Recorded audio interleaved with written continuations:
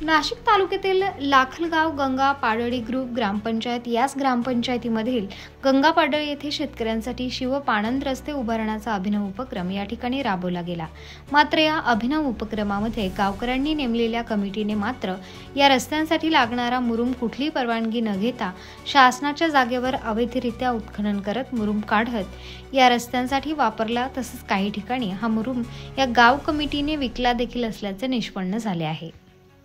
महाराष्ट्र शासनाने महाराष्ट्र राज्यात कृषी उत्पादनात वाढ होण्यासाठी तसेच गावगाड्यात शेती आणि शेतकऱ्यांसाठी पाणंद आणि शिव रस्ते अत्यंत महत्त्वाचे असतात।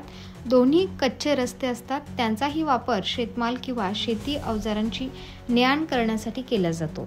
हे रस्ते सर्व शेतकऱ्यांच्या संमतीने बनवले जातात। विशेष म्हणजे शिवरस्ते हे पाणी वाहून जाण्यासाठी बांधले जातात, पण पावसाळ्यानंतर शिवरस्त्यांचा वापर वाहतुकीसाठी केला जातो, तर पाणंद रस्त्यांचा वापर बारमाही होतो।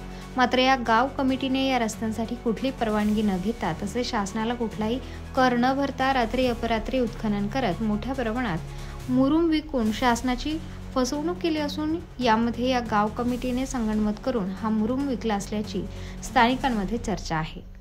या संदर्भामध्ये तहसीलदार, मंडळ अधिकारी, तलाठी यांच्याकडे विचारणा केली असता ग्रामपंचायतने या गाव कमिटीने समितीने कुठल्याही प्रकारची परवानगी घेतली नसल्याचे निष्पन्न झाले असून शासन या अवैध उत्खनन करणाऱ्यांवर तक्रार थेट जिल्हाधिकाऱ्यांकडे दाखल केली असून या संदर्भात जिल्हाधिकारी या दोषींवर काय कारवाई करतात तसेच यांना किती दंड करतात हे देखील पाहणे औत्सुक्याचे आहे।